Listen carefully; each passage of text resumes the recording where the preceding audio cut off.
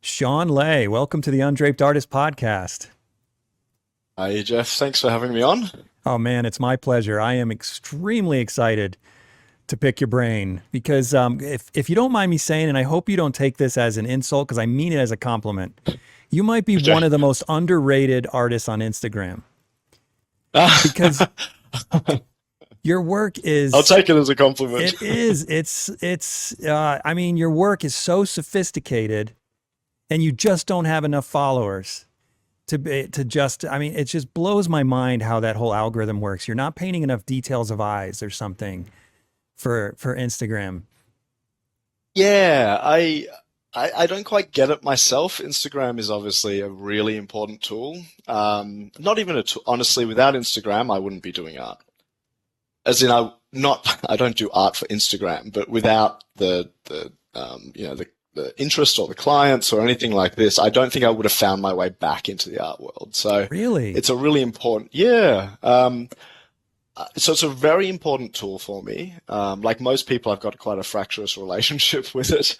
But I think I have, yeah, I don't know why, maybe the following isn't as large as other painters. But then again, I do find that my work maybe doesn't sit neatly, uh, in with kind of other work necessarily. So maybe there's just, it's not recognizable as one of the more popular strands of art that people want to follow or are interested in. Yeah, I don't know why. Well, you're not the Maybe only time will one. fix that. There are others, because I, as a multi-figure painter myself, and obviously you do a lot of multi-figure painting, I follow a lot of multi-figure painters, and I find that a lot of them are underappreciated on social media. And I honestly believe it's because of that. Like people want that fix. They want to see the detail. They want to see the Yeah. little pieces of a painting. And and so the multi-figure, I mean, I know some others, I'm not going to mention their names. These are the guys who don't have enough following on Instagram. I'm not going to say that, but there's so many others Yeah. that are just incredible. And they don't have tens of or hundreds of thousands of followers like a lot of other artists do that are doing details of eyes all day long. Anyway, I tell Yeah. you that because it's just your work is just so unbelievably sophisticated. I just Thank feel you. like everyone in the world should know about what you're doing, and I'm grateful to be interviewing you right now. Um, I honestly, Jeff, it was funny because I was talking to Ruth Fitton maybe a couple of months ago, um, and we were talking about we talked about you briefly, and it was one of those things. I'm like, oh, Jeff Hines' work. It's one of these things that, again, you're a multi-figure painter, and I've been aware of you for quite some time. And I was just even the day before I got your email, I was like, oh, it'd be so cool to be on his podcast. It'd be so cool oh, to I'm chat glad. with him, and but it was just in my head. I was like, oh well, maybe one day. And then you emailed the next day, like, yeah, The great. next day, are you kidding? That is Yeah, crazy. That's yeah. crazy. So it Well, was, yeah, you've been on my being list since aware. I started way back in July. You've been on my list. I'm Oh working wow, my way through. So you've yeah. got you've I yeah, you've had fantastic people, Oh man, I've been really fantastic blessed. artists on this. It is really great what you're doing with this podcast. It is. I mean, I have it on when I'm painting. It's because I find 80% of it's kind of audible, Yeah, and yeah. then I'll stop and come back to the visual parts of it at certain points, and really just kind of sit back and see, the precision of what people are talking about, and with the added visuals. It's such a fantastic medium. Oh yeah, I appreciate that. I shouldn't admit this, but I try and tolerate my own voice because I'm lucky being the one who asked the questions that I get to poke and prod and learn the things I want to learn, right? So I find Yeah. myself watching certain podcasts over and over again. And what Mm. I do because I want to really think about what this artist said and really try and understand it with depth. And so there are certain ones I'll just stick my phone next to my easel, and then, like you said, and when they say something or refer to a painting or something, then I can just glance down and look at it. But for the most part, most of it is really dialogue, you know. But it's nice to be able to Yeah. look down every now and then when they mention an artist or whatever. Yeah, it's been a blast. Yeah. It's been a huge blessing to me to be able to talk to artists like yourself. So No, well done for doing it, and well done for making it so good. yeah, thanks. I It appreciate could be that. done and be really not that great. I appreciate that. Um, So the first question I usually ask, and I'm gonna postpone for a minute, but we'll come back to it. Usually it's how did you get started? But I wanna learn more about this Instagram thing because my career is not on Instagram at all. You know, I have no business on social media whatsoever. And you are so, so lucky. well, I don't know. I mean, I might be. When were you born? Do you mind me asking? 1983. Okay, so you're 9 years younger than me, and maybe I mean, when I started my career, there was no social media, so I kind of got my career going before social media. But I'm really curious about you. Like, how are you? What does your business look like if social media is your main marketing tool? I can't even Well, picture that. yeah, I think a way to maybe understand it is to understand my passage through the arts. Because even though I started, like a lot of artists, I was really into it from a very young age. I mean, one of my earliest memories of talking, I think it was to some stranger we were out camping, and she, asked what I wanted to do, and it was adamantly, I want to be an artist or a writer, and I was just set on it, and that continued through my primary school years, my high school years. Got into oil painting around 16, um, and then things didn't work out, and I ended up, for almost 20 years not having anything to do with painting per se or the fine arts per se. And I went into a completely different field, did different like things totally unrelated to art, and then started to do it again as this thing of like, well, I'm always going to make art. I love making it. I'm just going to make the things I want to make. And I spent 3 years on a single painting, and then just a friend said, maybe you should have an Instagram account and show some people what you're doing. And then people started to get interested, and people started to buy the work. And it got to this point where, not too long ago, actually, only about a year and a bit, where I had to make this call. Do I leave the profession I'm preparing to enter now and go into the arts, or not? And it was really because a few collectors started to collect my work, and they gave me the income to survive. And so I've been a full-time artist for just over a year now. No kidding. Uh, yeah, and so even though the history of me and art in my own life goes all the way back to my young years, a lot of the professional years that people of my generation would have spent going through school, like getting into competitions and getting their names built, I was completely absent. I wasn't doing any of it. And so as I stand now, it's I the only way people have found me, even I'm guessing yourself, is through social media. Otherwise, I have no awards or no. I've got no education. I've got no in the art world. I've got no bona fides whatsoever. And so, yeah, that I don't know. Wow. There's a bit of the history of how my relationship with art, but it could also explain why Instagram's important, because when I came back to it, I really only had um, my interest in painting and the fact that I was painting, and then broadcasting that in a sense on Instagram. And then, yeah, some people took notice. Like you said, it's not hundreds of thousands of people, and nor do I. Well, It's apparently you don't need 100,000 people to. well, yeah. It's so far it's provided some amazing opportunities in terms of people being interested enough to subsidize my artistic existence, and also to connect with other artists. It's social networking the old phrase for social media is I've been blown away by the power of Instagram and this. I have quite regular contact with painters from around mainly North America, but and we'll chat and we'll talk technique and we'll critique each other's compositions or something like this, and it's really inducted me into a kind of community that I've never had. And I'm ravenous at the moment. I'm just like collecting people. I'm like, yes, Jeff, great. I can't believe I get to talk to Jeff. This is, Well, I was just going to say, add me to your list. I want to stay in touch and oh, help each other absolutely, out man. here and there. We've got a lot to talk about in terms Yeah. of big compositions and yeah, yeah. Well, you answered my first question, answering my second question. So, so now I know a little bit about where you came from as well. So, but as far as these collectors go, I mean, did these people just reach out to you through messaging and say, "Hey, I want to buy a painting," and then continue to support you? Is that how it went down?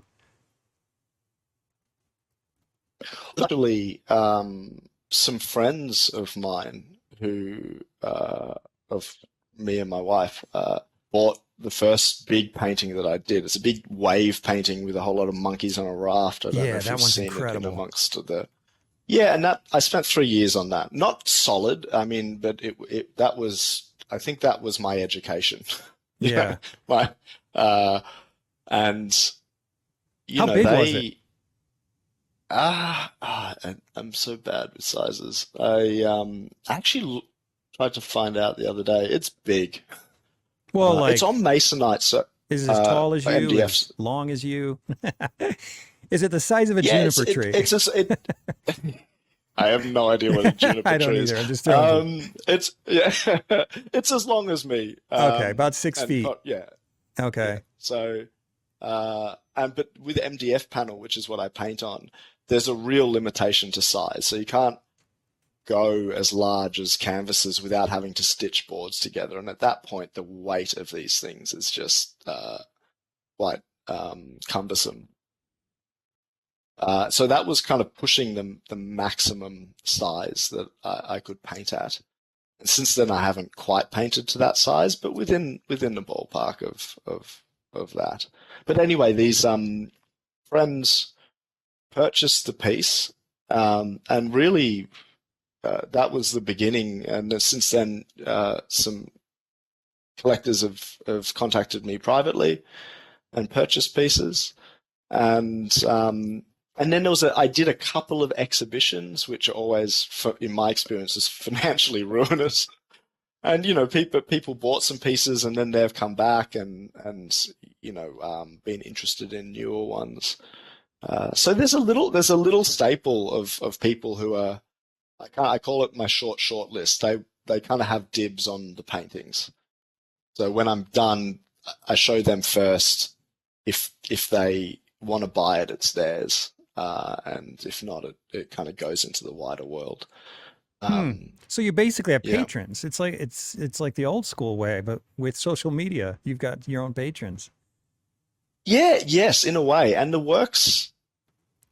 it, the works almost need that kind of economic or demand that kind of economic model because they're so large, they're so cumbersome, they take me so much time, they're so risky, in that I have no idea whether people are going to want this thing. Um, and that could be a quarter of my year or more. Hmm. Last year I did 2 paintings. Yeah, and I have to live. I've got a family. I've got all these kind of things. And so patrons, are hugely important to me because they really do kind of come down from on high and save the day Yeah. in one purchase or something. Yeah. Well, you are in the same boat. I do only a couple paintings a year as well, so I can Ah, relate to you there. Yeah. yeah, cool. I see your even the work that you've been doing, the details of the Christ painting, the amount of time you spend. I just identify with that. Yeah. Yeah. They take a while, but um, part of it is just I have lots of interests. Yeah, but we won't get into that. So, Have you okay. ever been a guest on your podcast? No, no, I have no, that's okay. People don't want to hear about Maybe me. that. Oh, yes, they do. I think that should be organized at some point. Yeah, you're not the first one to say that. So, how long have you lived in Australia? I mean, your accent tells me your whole life. My whole life. Okay. Yes. Okay. And what's the Yeah. art scene like there? Is there much of one, or are you just kind of an island? An island. For my type of work. Yeah. So Australia has, correspondingly for its size, quite a developed and sophisticated modern tradition in the modernist kind of and postmodernist arm of the art world, and it's very our big competitions and just our cultural institutions really laud it, really support it.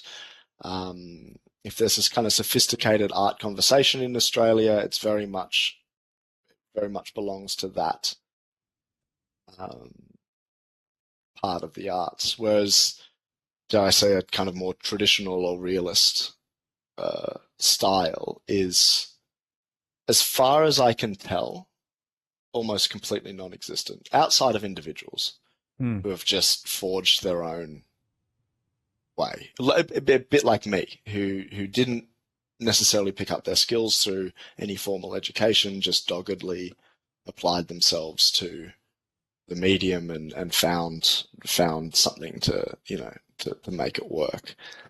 So yeah, there's very little interest in Australia, very little institutional support or recognition for let's say kind of more classical forms of realism.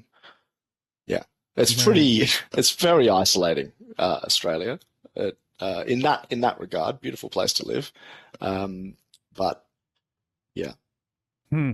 So you don't have any like local realist clubs or any other artists that live anywhere near you that share your taste in art? There there are um, there's a really one of my favorite Australian realist artists is very close to me. It's just over the other side of the city that I live in. Hmm. Um, but we're all kind of a bit cat-like. We don't Yeah. interact too much with one another, and there's no formalization of it. We don't meet in groups. We don't like, for instance, I don't know if any of us do plein air or still life or portraits because I think a part of that is we're never educated to do these things. Um, I've never had an educational kind of mentor say, with a life model Hmm. outside of drawing. I did a hell of a lot of life drawing when I was younger, but which I'm immensely thankful for. Uh, but painting wise, never did this, and so we don't meet up and kind of go plein air or kind of painting portraits. I'm trying to fix this actually. It's a part of my. I'm still in survival mode in terms of I just need this to work. But Right. my my larger picture of what it is to be a full-time artist is I would like to take chunks of the year where I do meet up with other artists, whether they're in Australia or abroad, and just, get down to business. Yeah. And Yeah. Well, so you say you don't have any education. That just kind of blows my mind. I mean, I've talked to a lot of self-taught artists, but I think most have had some form of education or another. Maybe they went to a public school or yeah, okay. Yeah, that needs clarification then, because oh, okay. I in my mind I'm thinking more um, university or anything like this. I did 1 year of art school, Hmm. which probably I could attribute to why I stopped painting. Um, Okay. because yeah, like it really, but it's a fantastic school. It's one of the most prestigious schools in the country. Um, but again, its focus is a totally, kind of modernist frame. Right. Through which it sees art. And I was in the painting department, and no one had any interest in realism at all. And I was really young. I was 17, fresh out of high school. And I was doing these, thinking of these big paintings and, painting figures and all of this. And it was just there's no interest. There was no kind of pedagogical input. No one really knew how to use the medium of oils. So no, like no one was kind of coaching me. And so, I just backed off and left. But happily, and I think that, I can attribute everything to, I had two teachers in high school, who, I was sitting around drawing comic books and pictures of Padme Amidala or something. This is in the 90s, even before the new Star Warses came out at the time, and obsessed. And one of the teachers has said, you've got to try oil painting. And, we built the frame, we stretched the canvas, and, and they gave me some really solid base skills, like sketch on with charcoal, do an underpainting, and then, fat over lean, and things like this, which was enough to enable me to do these paintings. And my second ever painting was this gigantic painting of Jesus on a cross on this chessboard and burning churches, and like Really? it was, and funnily enough, looking back, I'm just doing the same stuff as that moment where they said, you should really scale up and do oil painting. So I had those two teachers, and one in particular ran his own life drawing classes, Mm-hmm. and he's only 5 years older than me. I'm still good friends with him. And yeah, so we kind of, he was probably the strongest education that I had. But it kind of ended there. There was nothing else. I didn't understand oil painting. I didn't know how to use it, how to wield it, what potential it really had. I had a kind of enthusiastic introduction by two really fantastic people. And then, yeah, sought after an education, and it just, really fell flat. Hmm. And then that was it. Yeah. Stopped. Yeah. So tell me about that. Tell me about that moment when you stopped, and what were you going through, and then where did it lead? What kind of work did you end up getting into, and why? Um, well, I remained creative. I mean, I couldn't, and I've never been able to suppress that, Hmm. you know, that thing. Like, I think all artists can identify with that. You have just this, it's just another one of your senses that, needs to be exercised. So I made the decision, by the end of the first year to not go back into education. And then I got, like so many people, bewitched by film and animation,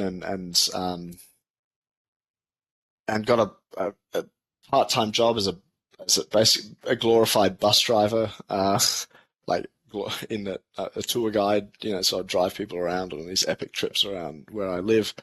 And then I would come back and do these animations, which the idea was, oh, wouldn't it be great to have an animation style that was completely painterly?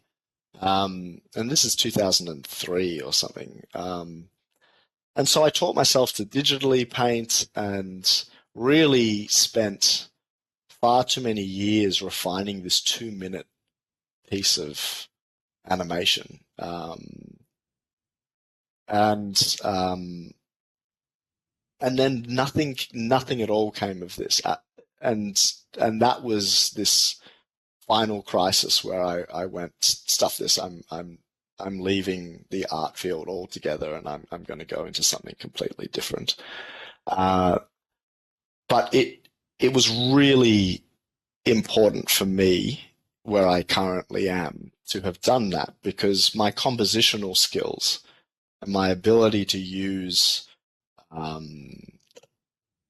things like Photoshop and edit and conceptualize with the, with through digital platforms gave me the ability to just break out of what I could imagine and really work through a design process towards something that I really wanted to realize in as a painting, or as a in the case of an animation, as a scene within the animation.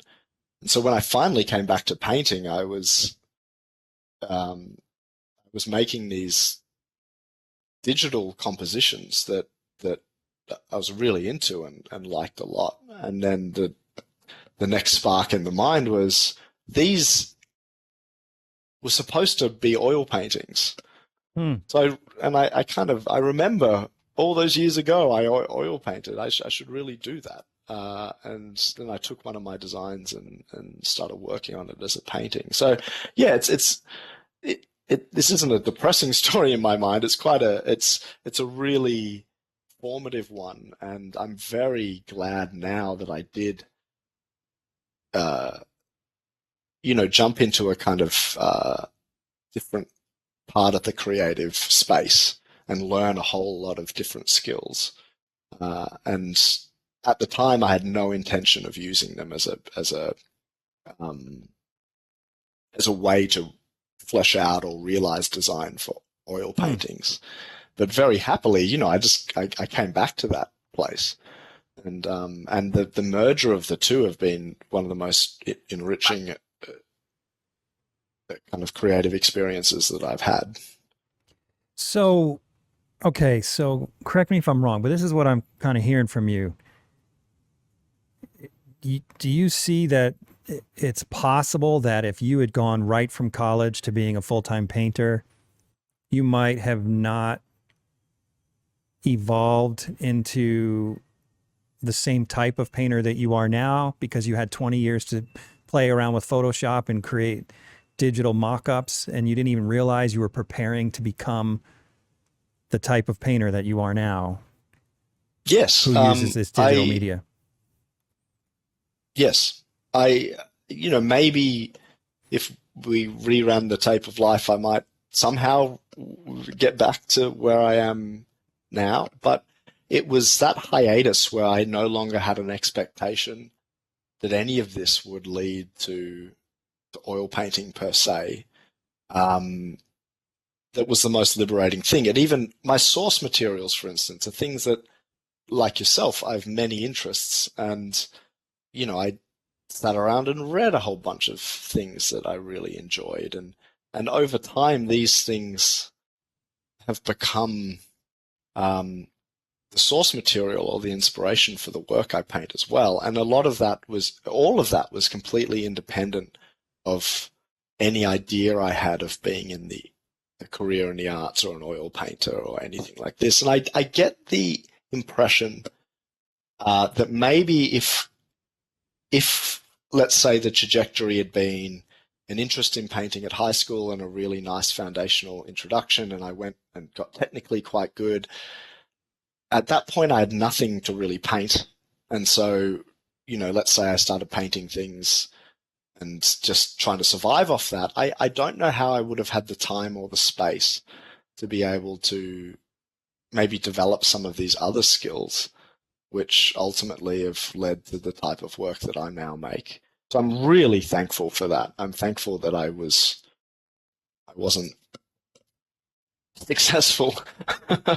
Yeah, that is really interesting, because I'm thinking of this silly analogy. It's almost like most of us come out of art school, or those of us who start, who don't have a 9 to 5 ever. I started right out of high school painting full time, and we're all like a can of soda, and we don't have time to shake it enough, and then when we open it, we might get a little bit of fizz coming out. With you, it's like you've been shaking this thing for 20 years, and Yeah, now you opened it yeah, up and it's just poof, like this yeah. creativity just explodes out, because you've got this huge library of images in your mind that you've been accumulating, and all this creative energy just explodes.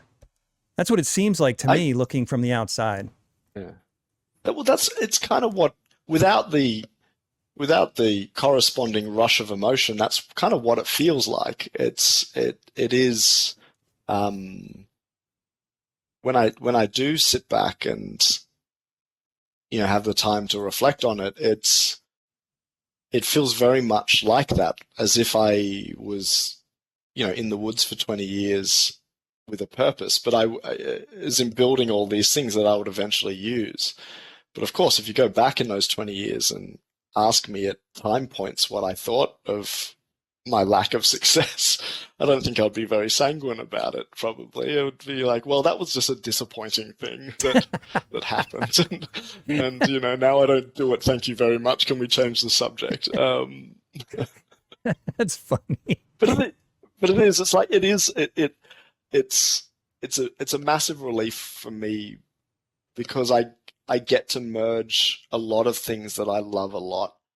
And at this current point in time, I feel like people, these, let's call them the patrons, I feel like they're behind me and they're supporting me to be able to stay that course. And it's a really nice position. So, where do your ideas come from? I mean, you've sort of alluded to it. You've read a lot in this, that, and the other, but is it more than that? I mean, are some of these things personal experiences? Are they, I mean, I don't know. I don't want to put ideas in your head, but tell me a little bit about where some of these ideas come from. Because when I look at your paintings, they have such a strong narrative, more than Yeah. many artists I've seen. Yeah. Personal, I don't know. And by read a lot, I don't want to come across as an idiot. Maybe but who knows? Uh, what I have read has largely left a big impact on my mind, and so and the things that tend to leave the biggest impact in the literature space are the images that it evokes. And so I have a kind of catalog of images in my mind from things that I've largely sourced through literature. And the thing about literature in particular and all of its derivations, we treat Shakespeare, for instance, or Sophocles or whatever as literature when they're performative things. They're meant to be seen. Well, their initial design is to be actually visually enacted. And so, sourcing a lot of my inspiration from literature tends to just come with a big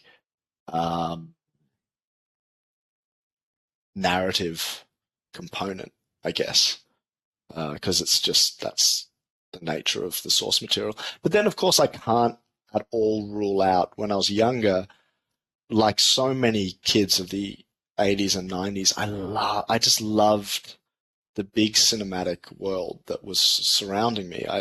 And visually to this day, I don't really do much with cinema or think much about it anymore.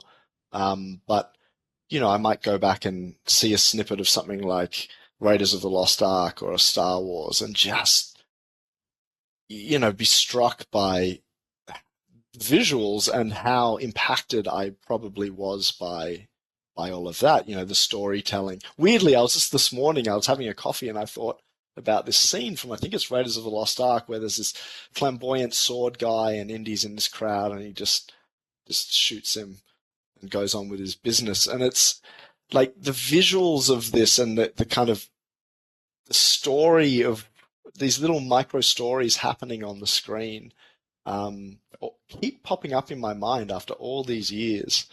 And I would have to say that has to leave an imprint on the way that I make images and imbue them with stories or try to capture some kind of narrative in them.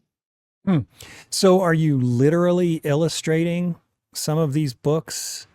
Obviously not for the client. I mean, the book isn't the author's not the client, but are you literally taking stories out of here and illustrating them like in the way that I might illustrate a Bible story? Is that what's happening? Not as literally, no. Okay. I'm pretty fast and loose Okay. with it as source material. I kind of have a 98% 2% rule where 98% of it is aesthetics and if it's lucky, 2% will be the source material. It normally is the inspiration for the image, but it won't, nothing works until there's been some kind of visual hook that has convinced me that it's worth translating. And then say the theme or the story that I'm using for that particular painting just helps me to navigate the design, add in details, things like that. But I don't try to be accurate at all in terms of, let's say if it's a Sophocles play, I don't try to find out what the clothing was or what the architecture was or anything like this. It's very much an interpretation of it. The thing that sits in my mind the most is like going to see a play of something like a Shakespeare or Sophocles or Euripides or something like this, where it's just another take on the old story. And you've got set direction, you've got lighting, you've got all these choices that are made that you can reference modern things, you can pull things from the hundreds or in some cases thousands of years that have elapsed between yourself and the source material to help you design the work. So I kind of tend to think of my designs in relation to the source material more like I'm some kind of theater director just setting up a contemporary modern slice of the story. I want to pull up some of your work because I want to start with the painting that you said was your first painting. Okay, so I understand everything you're saying abstractly. Maybe just to add some specificity to it. So describe how this concept started and how it evolved. This was my first attempt at a story of Iphigenia. So this is called The Wreck of the Iphigenia, and the title is the only thing that was successful in me translating the story of Iphigenia, who's I'm not sure if you're familiar with the story, but no. It's a Greek thing again. The siege on Troy by the Greeks. So Iphigenia is the daughter of Agamemnon, who's the Greek king who's basically marshaled this giant fleet to go and siege the city of Troy. And for reasons that I can't remember, the fleet is stuck. There's no wind. They've insulted the god of wind. And so he sacrifices his daughter to the god of wind to give them the propulsion power to move their fleet from from Greece over to Troy. And it's just one of those stories that some of the old playwrights dealt with a lot, and it has a lot of for some reason I find it quite horrifying and moving, and that it's something I've always wanted to tackle. So this started as kind of, I wanted the wind and the choppy seas, and then everything fell apart and became this. And so this is one of those moments where I had an idea that failed, but during the design process, it really worked. And it really worked when I put the boat kind of carving its way through this wave, and then this figure perched on top of it. And so that part of the design resolved itself, and it had this gaping hole in the bottom third, let's say. And I don't know where I'd seen pictures of those bathing monkeys in Japan. I thought, this could be just the aftermath of one of these, wrecks of the 18th or 19th century after pillaging the Indonesian archipelago or something like this, and just as they would at the time, they'll bring back specimens to Europe and things. And so my mind just rambled. And went, so you're way off track. I mean, way off. You went from this Greek story to Indonesia. Yeah. Okay. Yeah. And it kind of then became quasi-historic, but not at all. But these were just these kind of ad hoc justifications as the design went along. But it helped me to resolve the design. And in my mind, aesthetically, I thought, um, you've got this big kind of turpin green, blue, stormy ocean, and then I could just see these little red faces of these monkeys, desperately clambering around in it. And that was the visual hook. Yeah. And by this stage, that was enough for me to decide to paint the thing itself. Yeah, I want to see some of these details of monkeys. So I pulled up your Instagram here. This is a detail, Yeah, correct? yes, that's a detail of one of the monkeys. Yeah, Yeah. that one's swimming toward the. There's a piece of flotsam that a lot of the monkeys are clambering upon, and so this monkey's trying to make his way over to them.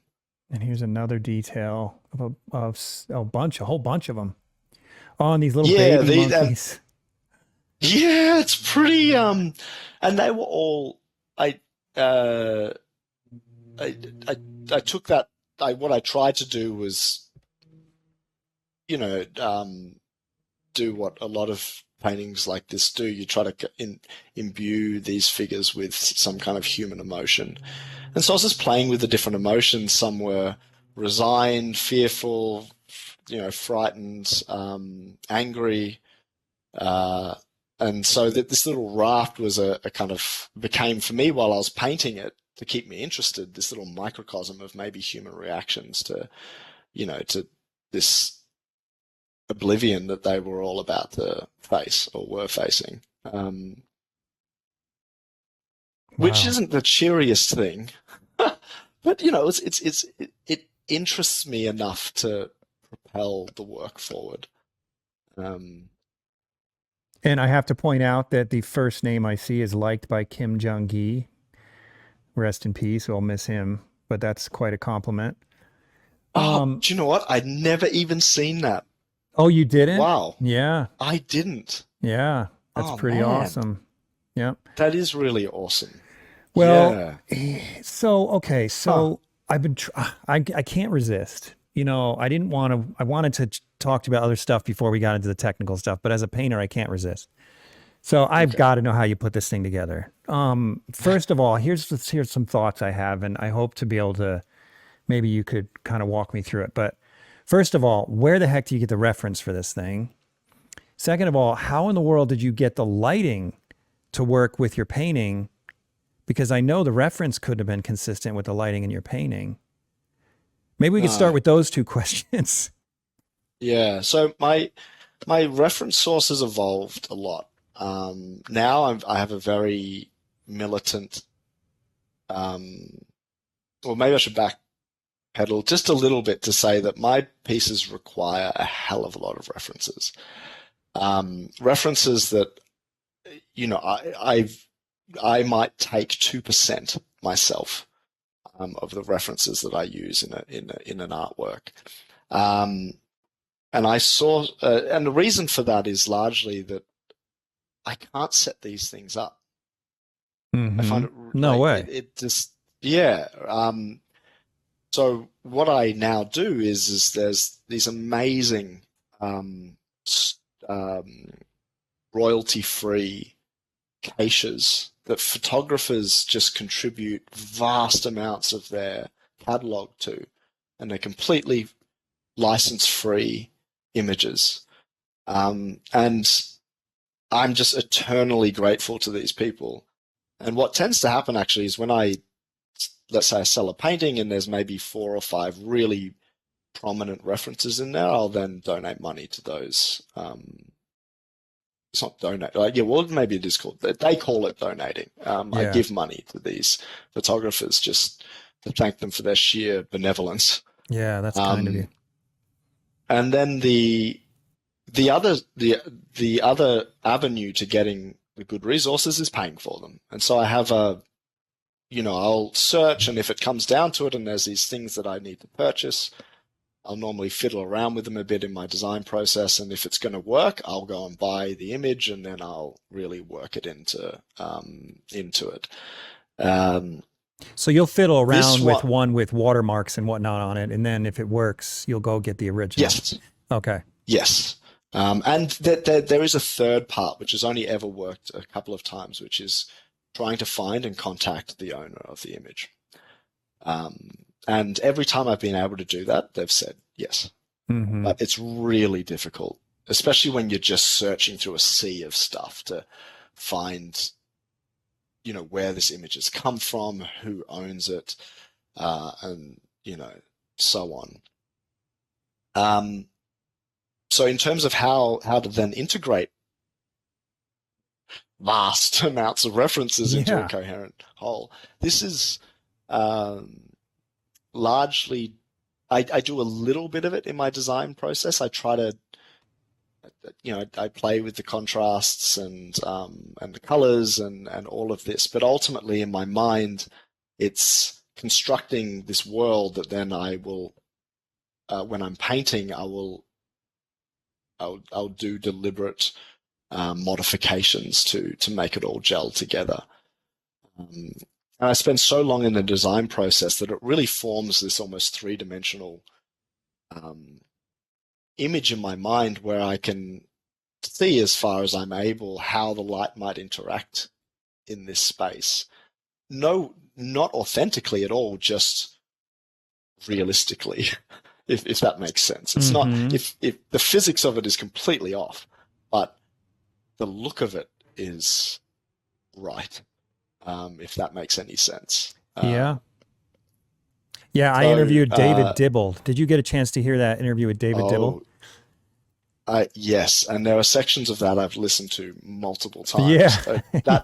That my jaw was open in parts of that interview. I just Well, you and him would yeah, obviously have a lot in common because I mean, he also depends a lot on digital reference. But what yes, he said yes, yes, was, for those who didn't watch it, what he said was, oh, how did he put it? If it looks right, it is right. yes, He yes. said that several times, which I think for someone who's very analytically minded, I think of myself as more of a scientifically minded person who knows how to paint than an artist, you know? Mm, Um, that's hard for me to get my head around. I'm like, no, it has to be right. It has to follow the laws of physics. mm. But it's nice to meet people like you and him and see how, no, it's that I don't know if this follows the laws of physics. I can't tell. It looks right to me. So therefore it does. Yes, yeah, and I think because I'm sure David and yourself and me would all agree on the kind of that that almost scientific part of the process. You almost need an appreciation for how things do work or do appear. And what I really found lovely in the interview you did with David was all of his decisions seemingly came down to the story. And so um, what modifications you make, if it looks right, it's not just a kind of arbitrary deviation from the physics of the thing. It's kind of helping to tell the story of the piece. Hmm. Um, and I think that's what makes ultimately the decisions work is it looks right and it's serving let's say the story, and in this case it's this kind of cold wintry spotlight on a bunch of you know really doomed sad angry animals. It That would otherwise be completely lost in the story, but if you come back to the whole piece, uh, where is the spotlight coming from? Yeah, let It me go doesn't back. seem like it. Yeah, uh, Well, I mean, it's coming from the yeah, sunset. Like that's yeah, what it looks like to yeah, me. yeah. No, but But it such doesn't a make sense on bright the crate. little, like, yeah, No, because it yeah, should be coming from up higher. But it still yeah. works. It works. It works because Yeah. and this is where I think of theatre a lot. You go to, in 2013, I was so lucky. Someone, because these was hugely expensive, gifted me. a ticket to Götterdämmerung, the last installment in the Wagnerian ring cycle that was being performed in the city where I live. And the stage direction was crazy. And I love that story. I love the music. The whole thing was just this. I was on fire. It was just an amazing experience. And one of the things, it had this DNA helix of what do you call it? Taxidermied animals in the center Mm-hmm. of the stage, all lit from these bizarre angles to accentuate characters and drama and all of this. But you sat back in your seat, and I felt like I was looking at an environment. I believed in the environment. There was nothing about it that I thought, wow, that's really stupid. The light, you've got a big red sun here, but then you've got light coming from over here. It all worked. And that I think was quite formative for me in convincing me that actually what matters is your impression and not how accurate you are in terms of what what nature might be doing with a scene like that, because none of this is natural. You Mm-hmm. don't like none of my works so far are real scenes. They don't have to abide by the laws of nature, but they're heavily influenced by the atmospherics of the world that we all see when we move through it and seek to represent it. The world as I observe it, the kind of atmospherics and the aesthetics of the world as as I move through it. It's not the kind of images I make are not bound by it. Whereas some other artists who have a different objective to me, are seeking to maybe capture those things that are how nature is displaying a scene in front of them. Whereas for me, there's this other objective. It's a narrative. And narratives take massive licenses because they're Mm-hmm. telling stories first and foremost. And I just happen to be working in a 100% visual medium. And so one of the things I have to manipulate very heavily are the optics of the thing. And while I don't like deviating too far from I guess natural palettes as I see them, I do have to, push and pull the parameters of lighting and contrasts and colors just to make the story that I want to make. Hmm.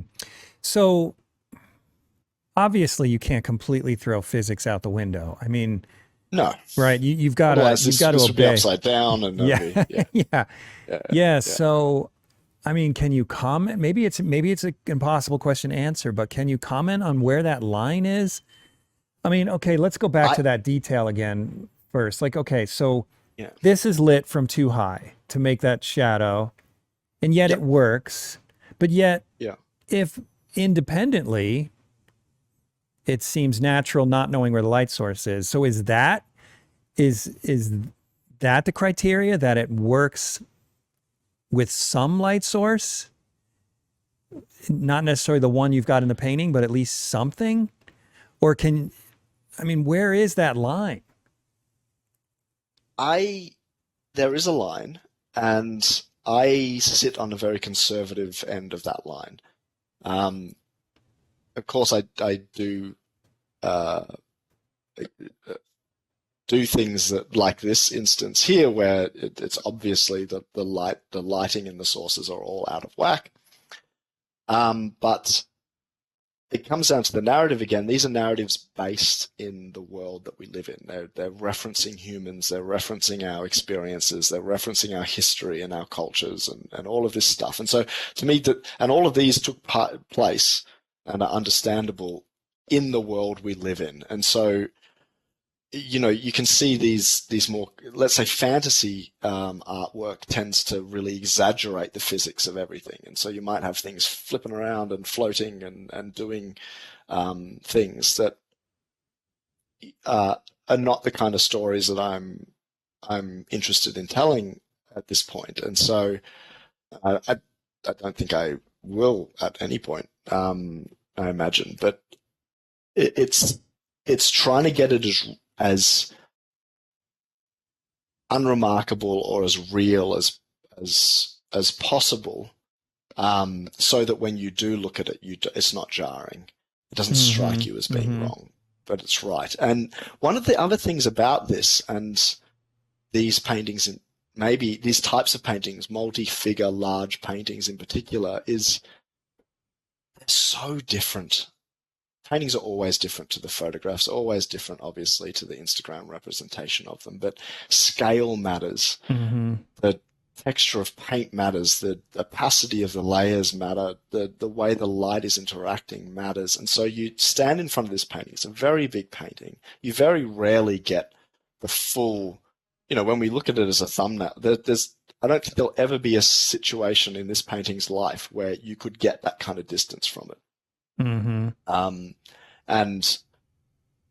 get the thumbnail appreciation of it. You're up close to it when you see it, and you kind of move like a story through different segments of the painting, and that could actually help with convincing the person that each little step in this narrative is right, because they're not really stepping back and going, well, the lighting source is here, and this is, and this part here doesn't quite agree with it. That could be something. But then again, I guess you're looking at it, you've never seen it in the flesh, and it seems to make sense to you as well, even from seeing it on the screen. It's remarkably convincing. Yeah. So let me, just to beat a dead horse here. I'm totally geeking out on this, but so did any of these monkeys that are basically in shadow with rim light, were any of these references lit from the front with a strong direct light in the reference? Long time ago. In other words, did you really have to completely obliterate a strong direct light source and to make them look like they're sitting in shadow with rim light? Yeah, I've done that a lot. Yeah. That's impressive. Yeah, it's and it takes there's a lot of things that you've got to manipulate in order to, in the designs, achieve something that then in paint you can render. And what I tend to do is hopefully this isn't jumping too technically, ahead of the conversation, but I'll have my design reference, parts of the photographic references independent of the design, and then a third reference, which is a painting or a picture of a painting. Okay.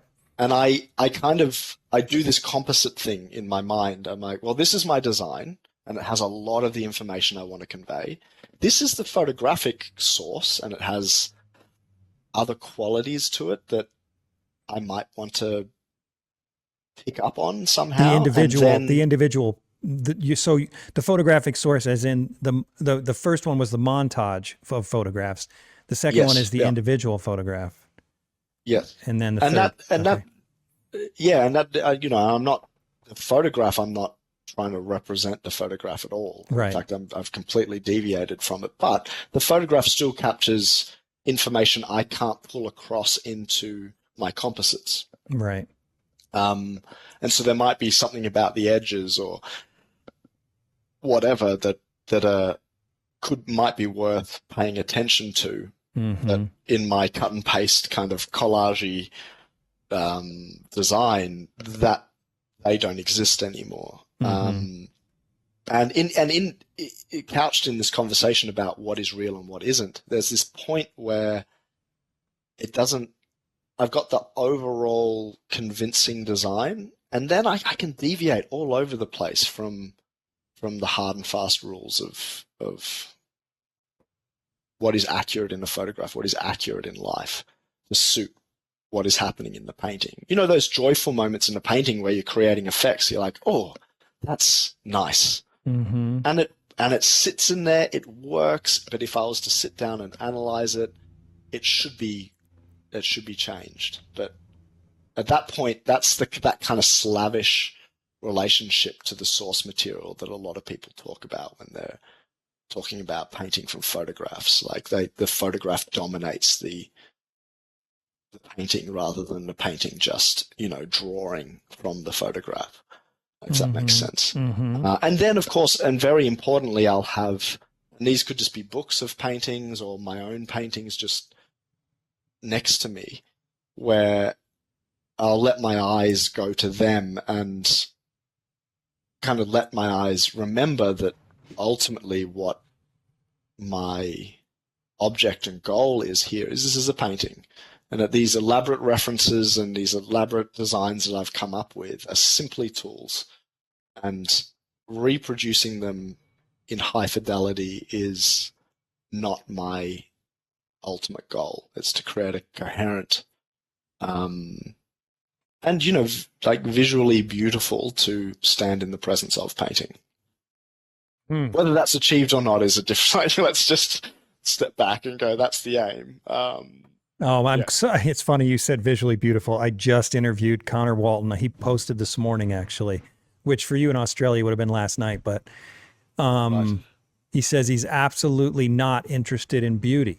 Like beauty is Right. completely irrelevant.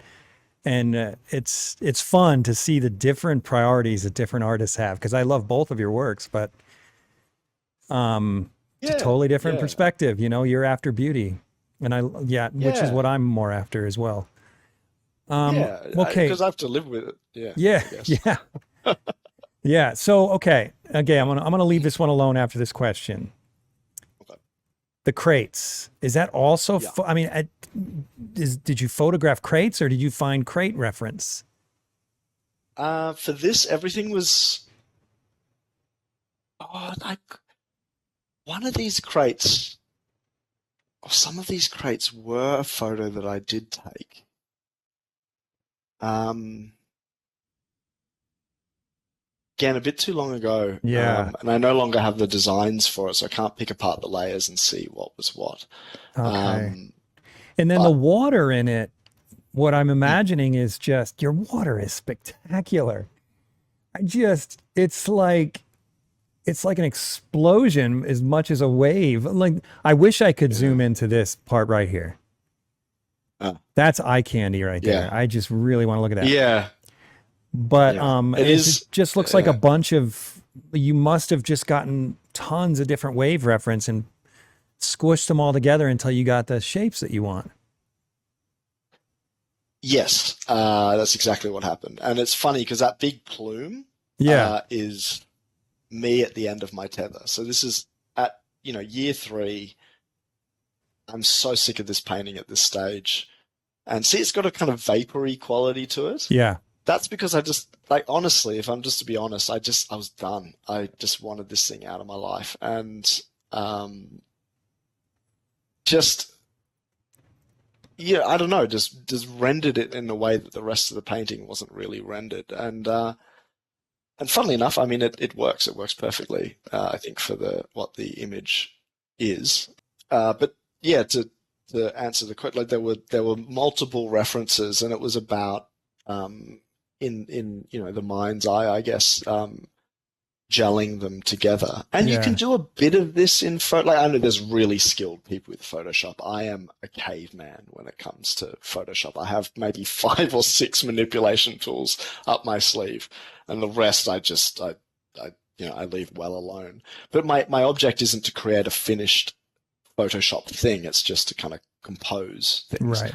But a part of it is, you bring enough together that you're confident that your mind can interpolate between the references, um, Hmm. to achieve the end you want to achieve. Like, I'm not saying my mind's interpolating these wave things and figuring out how they should actually be interacting, but I kind of had enough confidence that I'm like, I can render this in such a way that it makes sense to the how the movement in the painting, the direction of the waves, all of that kind of stuff. But I repainted entire sections of this multiple times. That's why it took 3 years. I mean, the bottom kind of left is about Mm-hmm. seven different complete paintings. There's something like over five or more, like probably much more than that, completed monkeys under the waves that have been, No just kidding. painted over. And yeah, if you go a bit earlier, and I don't mean do it now, but like in earlier on in the Instagram feed, there's just I just had little videos of me knocking the monkeys out of existence. Goodbye, monkey. Oh my Yeah. goodness. Look at that. Um, Wow. and It's that cool was, to and see, see like this this, one. This one at this yeah, stage too. You haven't really resolved the lighting yet. And this knowing this that monkey parrot's biting its different. shoulder is, yep, The yeah, there he parrot, goes. yeah, because that parrot was diving kind of downward and its feathers were every which way. Yeah. Wow. Yeah. So I end up doing a lot of that where I'll just obliterate parts of a painting, redo it. I love how transparent you are. It's really cool. It's really authentic. I appreciate your honesty, not just on Instagram, but here on the podcast. It's cool. You're Oh, just no problem. I mean, putting it all out there. yeah. It's great. So I want to look at this one too. So this is at this point it's pretty high key. Now, is that just a photo reference, or do you find that you use a lot of glazing to get the right tones? That could be the photo itself Okay. more than anything. And if anything, I do wonder now whether the professional photograph of it is a bit too dark. I But wondered that too. yeah, Huh. which is always, as everyone knows, is it's the dark art at the end is trying to represent these things as I know it's so frustrating. You work so hard to make it look good, and then you got to put it on Instagram, and it never looks quite yeah. as good. Well, let's move on to some of your other work here. Okay, so here's a new one that you've done, newish. I'm assuming it's Yes. new. It is new. It's still in the studio. It's the painting that I finished before the one I'm just Oh, starting it now. is So so beautiful. thank you. So beautiful. I love your limited palette. Yes. It's just I tend yeah, I tend to find in that I said like 98% aesthetics, 2% idea. What probably is more accurate is the thing that inspires me to make an image will be some color combination, two or three, and that's it. And then I'll kind of build on top of that, like in that some kind of atmosphere that I think will work, and hmm. then I kind of impregnate the scene with things, people, and whatnot. So are you literally using just a couple of colors, or the theme is a couple of colors? The theme is a couple of colors. Yeah, then I really try to flesh it out within the boundaries of those couple of colors. I don't, yeah, they're not kind of these weird monochromatic things. In fact, it's one of the other things that I really struggle with the digital representation of these works is a lot of the color. I go to a lot of lengths to have very pure colors. Mm-hmm. And most of them exist in the grays and the browns, but even my palette, like I have what I think is quite an elaborate system, um, and it just gets washed out and just disappears when you kind of have it online. It doesn't translate, but when you see it, like there's a lot of crisp colors in there. They just happen to be exist in that range of colors, which are generally thought of as the grays and the browns. Well, I do see it But in you'll these have, the greeny feathers. grains. Yeah. I do see it in these feathers that violet is Mm, just gorgeous. mm, Gorgeous. And yeah. and you see all these deep colors in the seagulls and in the feet of the model. Mm, One thing I noticed about your work too is it reads as quite tight, but then when you zoom into it, I was looking at a detail of his face on Instagram, and you're mm. not as tight as you might think when you look. No. Let me see. I want to see if I can pull up his face here. Where was that detail? Oh, right here. Yeah, yeah. Yeah, you're quite painterly. Look at that hand.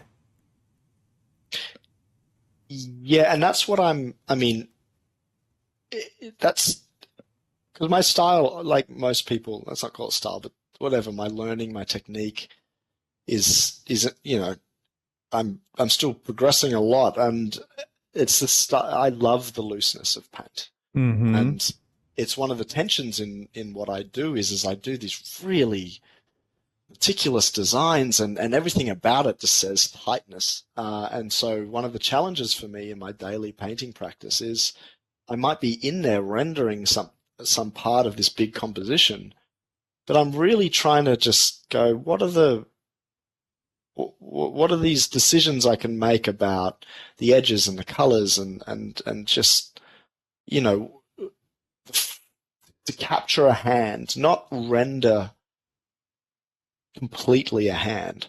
I just want to be able to capture some of these things. And I wouldn't pretend that that's at this point my strength, but it's definitely where I want to go more and more and more into the future is have these really tight compositions. But like you said, the closer you get, the kind of you get to feel the pleasure of paint more than a really, really kind of tightly orchestrated thing.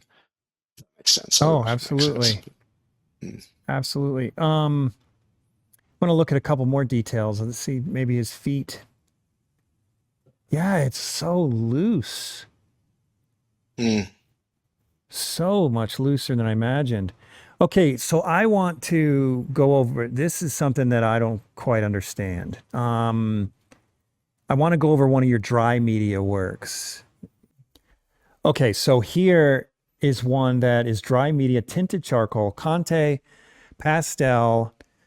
I don't even know how to say that word. What is that? Neither do I. Lana Quarel. What is I that? don't know. It's on the receipt. It's on the receipt. It's You on are the receipt. loyal to Yeah, your yeah, your to my manufacturers right there. receipts. Yeah, yeah. Well, I guess you made the paper and it works. So Oh, all so that's the kudos name to of the you. paper. Okay, right. On pastel Absolutely. on Yeah. Lana Quarel 640. Okay. I didn't see the word on. Okay, so tell me about this medium. It looks like an oil painting to me. I was shocked that it's dry Yeah. media. Yeah. It. I don't know how this came about. Actually, I guess while I was doing the wreck, the big monkey painting, I took some time out just to do some good old-fashioned charcoal drawing. And I mentioned earlier that I did do a lot of charcoal work in life drawing sessions, which I really enjoyed. So charcoal's always been this base thing that I do enjoy. Even just when I start a painting, I still sketch on in charcoal just because I like doing it. A part of me thinks it's totally redundant because I can just start with a brush, but I just like charcoal. And whatever this is, whatever, I don't know if people do dry media like this, but I basically was doing charcoal works and then thought, I want color. What has color in it? And I found these Derwent tinted charcoal pencils, and then of course Conte and pastel. And so what I did is I just blacked out the paper with compressed charcoal, so that there's this kind of base into which everything blends. And so from the very beginning, everything that I was doing on top of this compressed charcoal layer, this kind of it all becomes less saturated in terms of chroma, and and the values go darker automatically, and so you can't achieve those kind of crisp whites that unless at the very end you can drag some pastel over the top of it, but it automatically knocks the whole piece into this mid value range. Um, and then yeah, so all of this is a kind of a strange blend of compressed charcoal, um, yeah, Conte pastel and tinted charcoal pencils, It's and insanity. overall that effect is a painterly effect because in one way I personally I like these more than my paintings. I recognize when I put them side by side, I love my paintings more, but I don't want to live with them. The charcoals, I would happily live with. Okay, I don't understand that. Why? How could you like something more but want to live with it less? I don't know, How, but it's you the said same you were reason married, why. right? Yeah, How does your wife feel about yeah, I'm that? married. I don't know. I'll have to flesh She's that like, one wait, out a do you bit want to more live with maybe me over or a do you glass. like me? Which one is I it? do. Yeah. Yeah. Luckily, it seems to only be an aesthetic thing. Okay, okay. In this case, uh, but there are paintings that I adore that I'll go to our local, National Gallery and stare at for hours, but I really wouldn't want them in my house. They're very overbearing and big, and um, I just, I kind of like, I guess what it comes down to is these are matte. You can look at them from every angle.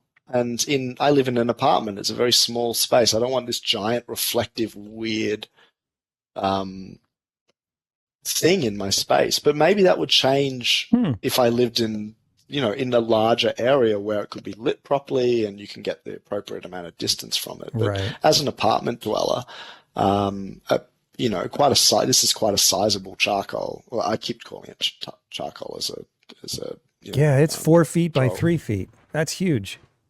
Yeah, it's big. It's too big. It's kind of no one wants it big because once you put the frame on top of that, it's just a silly size.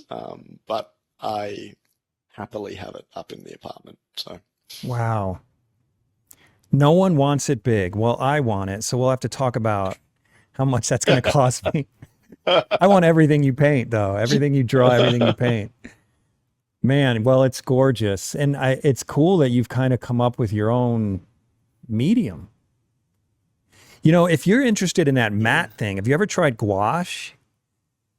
no, but I I I would love to do things in gouache. Even the other gouache and watercolor are two things I'd really like to have a go at. And in my mind, I romanticize about this future moment where, I'm not just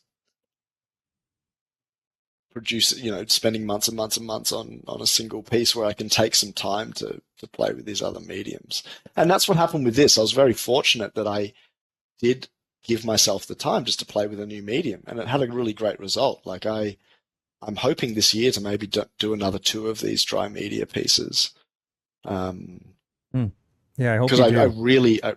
really enjoy it. But I have to, it's a nightmare in terms of the studio that like everything is covered in charcoal. And Oh, I again, because bet. I'm working to this big compressed charcoal base, and so I don't want it anywhere near my oil paintings have to be properly sealed off, and so none of the charcoal dust that's floating around gets onto them. And See, this is yeah. the reason that I kind of shy away from dry media is because I love pastels and I bought some pastels years ago and I'm always, in my mind, I'm like, someday I'm going to use those pastels. But what scares me about dry media is it's so fragile. Mm. It's like you just blow on it and it goes away. Oh, So you it put is all this work into it, and then heaven forbid you touch the darn thing. yeah, and it's funny because these are if paintings take me months, these things take me weeks. Um, so there's this sudden feeling of freedom and oh my God, like this is such a direct, amazing medium to work in, and I can just achieve these things that I want to achieve very quickly. And then at the other end, you realize this is torture. How do you keep the stuff on the page? How do you frame them? How do you ship them? It just becomes and suddenly Hmm. you hug back up to the painting saying thank you for being so simple at the end. It's a big solid varnished slip inside a crate, and off it goes, and you can be relatively confident that everything is going to remain in one piece. But a charcoal, I sent one to America a couple of months ago, and I just held my breath, Yeah, I waited till the bet. person received it, and yeah. Yeah. Well, they are gorgeous. I mean, it's just unbelievable. Thank You you. almost can't distinguish it from the paintings. You know, have you heard of Nick Alm? Yes, Okay, because indeed. this, Yeah, you said you yeah, want to try watercolor. I yeah. mean, when I saw this, I mean, I know you're not, it doesn't, it's your own work. It looks like your own work, but I do see a similar aesthetic taste between you and him. I mean, this feels like one of his watercolors almost. Yes, I know what you mean. And people have who have seen this have said that. You know, Nick is a titan. His work is just stunning. But I think, yeah, there are. I see. When I see his works, they kind of resonate a lot with me in that I can see narrative. I can, yeah, appreciate his compositional clout. And I think it's funny in the art world, or in the art world, well, with the kind of works that I see, almost no one breaches the laws of composition. You know, everyone's pieces are composed in a way that you would say that's perfectly fine. Um, but I find it, for me and my tastes, rarer to find a something that where the composition is a bit more daring, maybe a bit more bold, where the composition is actually one of the star figures in the piece itself. Was it? I don't know if this is making much sense, but for a lot of work, you know, sometimes the star figure is the figure and is the painting style, and the composition is a really beautiful just backdrop to capture those elements of the painting. And then sometimes you see these compositions that are the strength in themselves. Like a friend was visiting from Canada, an amazing pastel artist, and we went into the National Gallery of Victoria, and on display is John William Waterhouse's Ulysses, uh, which is just a killer composition. It is so beautiful, and the painting is stunning. The color, everything is stunning, and we get the closer and closer you get, you're like, man, this guy took some pretty serious liberties with just his rendering of some of the parts, like the whatever, not the oar, but the thing that steers the boat at the back. Sorry to any nautical people out there, but Any sailors out what there the who are rudder, offended? yeah, yeah, it's like all those painting sailors who are out there, like the rudder was just really honky. It just, but it didn't matter because the strength of the entire piece was resting on the composition. And I find that really inspiring because it in my mind it it shows you that composition in itself is one of the big strengths of the visual medium. It's not just color. And no one thinks this, but I mean just to be kind of make it black and white. It's we kind of focus on color and value and maybe application of the paint and all of this stuff and placement and model. But the overall composition can be a star feature of works, and that's maybe a bit rarer today than it definitely was in the 19th century. I mean, they were going hog wild with compositions. It was just a cacophony of amazing, giant, ambitious, gregarious compositions. Yeah. Uh, Well, I feel like I don't know anything about art history. I mean, I know more than maybe the lay person, but not a lot compared to my peers. But it seems to me like composition in realism was very important and a main priority for artists right up until the 20th century. And then mm, modernists made painting only composition. And then now we realists are so happy to make something look real that we're like, no, modernists do composition. We just make things look real. And it's almost like we're pushing, not intentionally, because I find myself maybe guilty of this sometimes, where it's like, look what I can do, and forgetting about how important composition is, because that's what the modernists focus on, mm. is composing an abstract canvas. And so in this, I don't know, in this new revival of realism, it's really hard not to get caught up in, yeah, we're not focused on composition. We're focused on making things look real. Mm, mm. You know, I don't know. I mean, it's just me kind of observing from inside, trying to figure out what's going on in the art world, because I agree with you and I see it in myself. It's like, think more composition, think more composition, think more composition. Mm, mm. I wonder, because that's really interesting. I hadn't thought of it like that. I was chatting with someone else about this, and their thoughts I found equally interesting, where they attributed a part of it to the end of the patrons. Hmm. And so the idea that you could have this gigantic lead in and these huge briefs, we want God. We, like that's a pretty big brief to get and then try to represent as a painting, and you have Right. to, kind of pull out all the stops to achieve such a thing.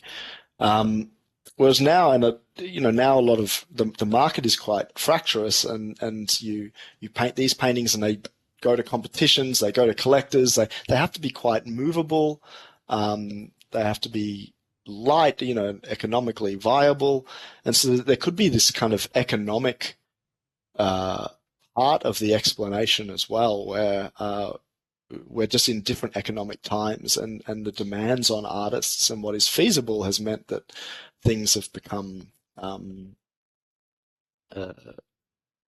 less likely to occur. So a modernist artwork that is dealing with composition might have a few big elements in it that are in themselves quite simple in a paint, in the sense of being able to be executed in paint.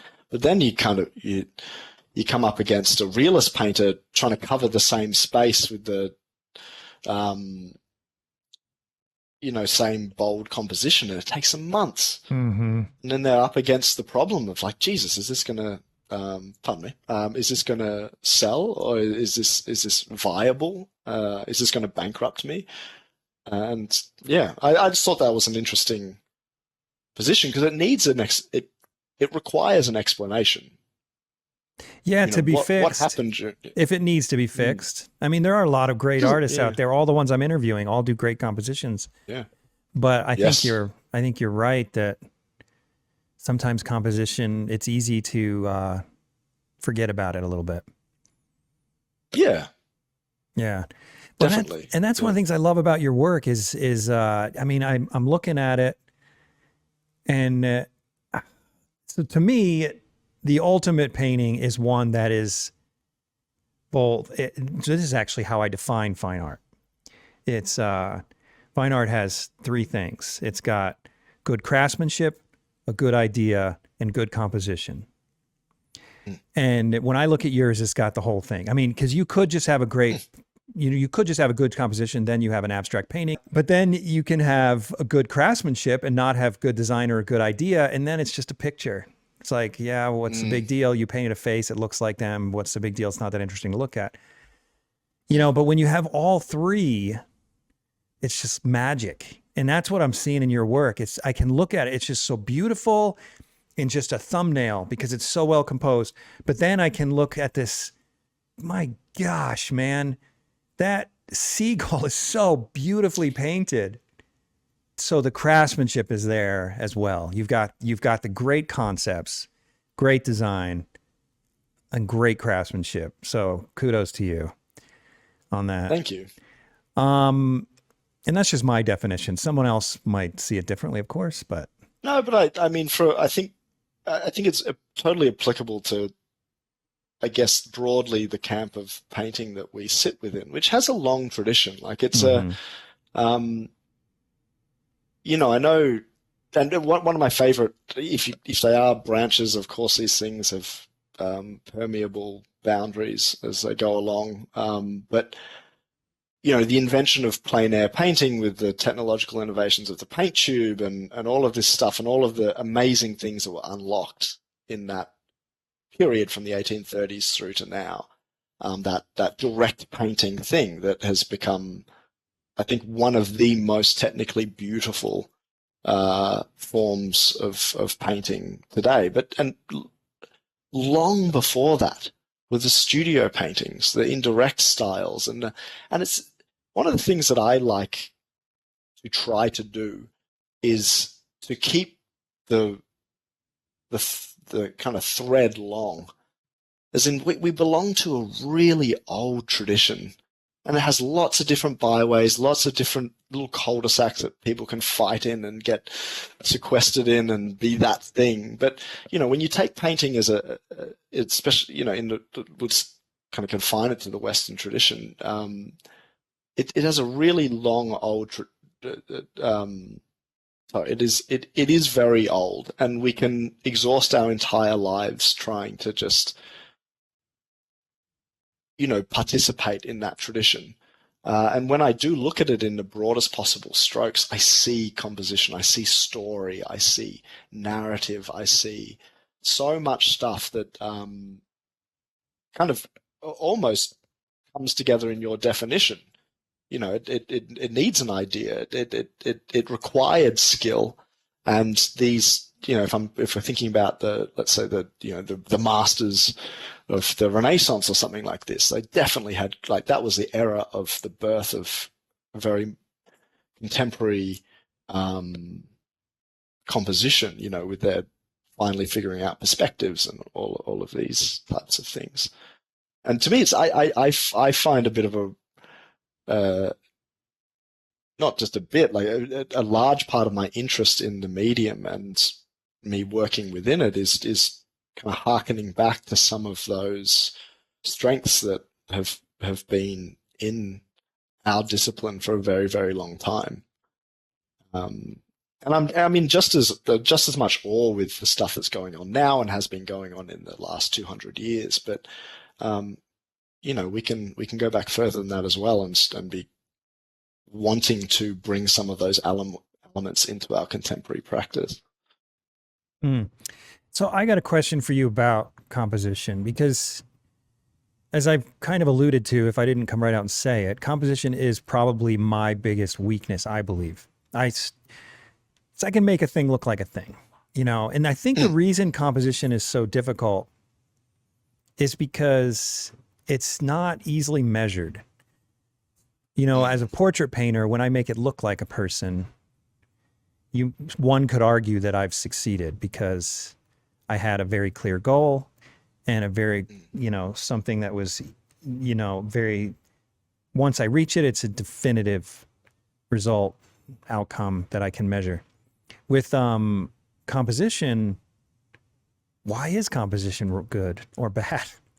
Like what makes a good composition? It's this very ethereal, hard to define concept. And I know there are rules of composition, we've all heard them, repetition and unity and symmetry and all this other stuff. But how do you approach it? Because I personally, when I look at yours, they feel so well composed. But do you have a certain way of figuring out how to make a good composition? Do you have your own personal formulas, your own personal rules, your own personal aesthetic that you could comment on? No. For instance, like you just mentioned some of the academic components of composition. Right. I can honestly say that none of them sit in my mind when I'm composing a work. I tend to look at paintings, basically, a lot at the start, the start of a design process, and just kind of let my eyes swim around in what I think are great compositions. And that's not thinking too much about them or drawing elaborate schemas to try to figure out why they work, but just having an impression of how they're working. And then in the design phase, what will normally happen for me is, for every design that works, there's 10 easily that I trash. And I'm playing around with elements, and then something will click into a let's say a geographic location within my design, and then I will hold on to that and I will start to build from there. And then all the decisions downstream of that are these intuitive movement of the thing around the surface of the artwork or of the design until something in me just says, yep, that's it. That's what works. So it's totally instinct. It's totally just Totally how instinct. it's total feeling. So what Yeah. what are we what Yeah. are the rest of us supposed to do with that? Well, no, but I think, but the thing is, Thanks for your help. yeah, no, but I think what strikes me about visual artists is Yeah, they're all largely visual, and I right. do get the impression that, again, like when I look at nearly all the work I see, one of the few things that ever happens to me is I go, oh, that's a bad composition, or so I feel like the composition is one of those things that we intuit quite easily. I maybe the difference, if there is a difference between the way I'm composing work and other people might be composing work at this point, is it could simply be the scale, like of the task. It like I'll spend maybe 2 months on a design. I don't know how, for some people that might be familiar, to others it could be completely foreign. And I do wonder whether just immersing yourself and working through that process is where a lot of this stuff will just get resolved. That's actually 'Cause really informative. 2 months just on the design. totally. Then I let it sit for as long as I possibly can as well, because I'll go back. I continue to make adjustments as I'm painting as well to the composition.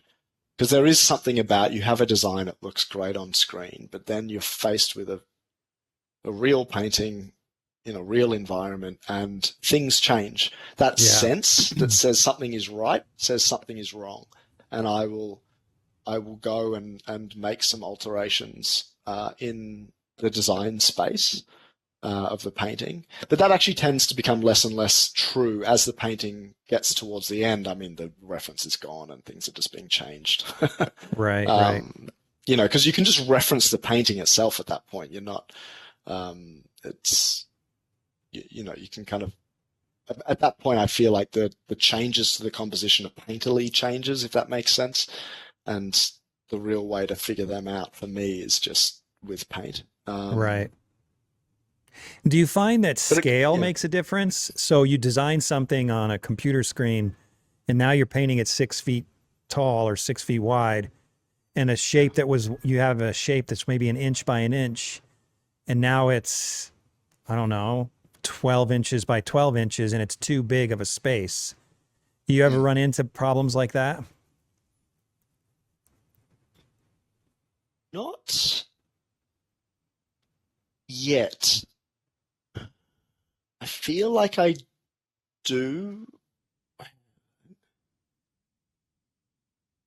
Not yet. No, because Yeah. that's something I've run No. into a fair amount, where I have a Right. good, I Okay. think I have a good design, and then I blow it up. Although my paintings are a little bit bigger than yours. I'm the one, like the one I'm working Yeah. on now is 11 by 8 feet. But still, I mean, I think even blown up to 6 feet, it's amazing to me that you can resolve so much on a small scale and have it work on a larger scale. Yeah. I don't know. I feel like I have no insights into that That's okay. whatsoever. If it's working, it's working. And that might be that intuitive It just thing is. too. It's like, maybe in your mind, you're thinking in terms of scale as you're designing. I mean, that's Well, possible too. I do start with the actual size of the work. So my digital canvas is to the inch or whatever the size of the surface that Okay. I'm going to be So you are working on. thinking scale right off the bat.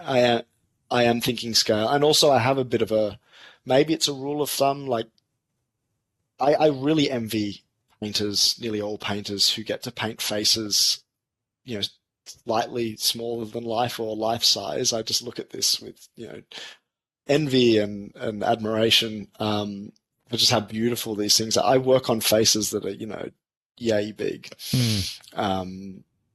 Because the scale of the composition means I can't go bigger. Or if I did, I would hit, let's say, an economic problem. Right, They would right. just become they would need to be sold above my pay grade, and and I can't afford to spend 3 months on a painting that is just inaccessible. Right, right. So there's a part of me that would like to do these things even bigger, and maybe at that point I might start to hit some of those problems as well. I don't doubt it actually. Um, but Hmm. at It'll this happen. point at this scale, yeah. Well, hopefully, I yeah. think it That'll. I will. would. I'd love to do bigger I, ones. I Yeah. I Yeah. can't imagine you're not going to be able to paint even bigger if that's what your desire is at some point.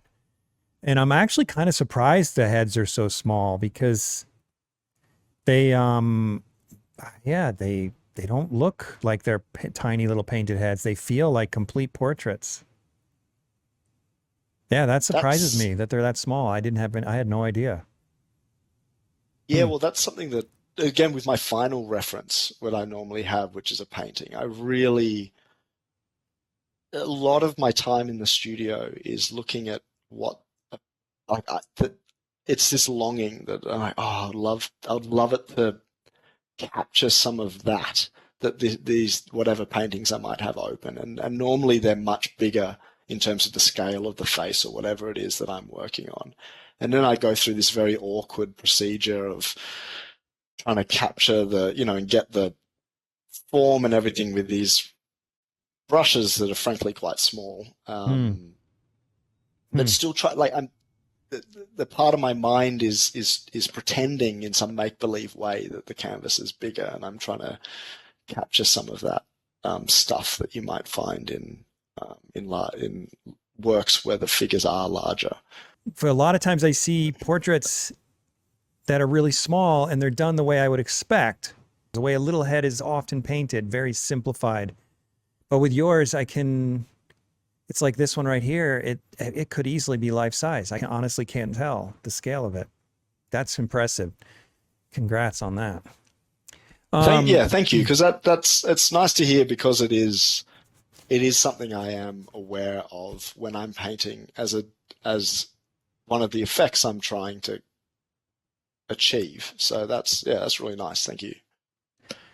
okay, so you said that off camera you had said that you were asked a lot about your process and you were going to show us a painting you're working on right now. I would love to see that now if you want to share Yes. your Yeah. screen with us.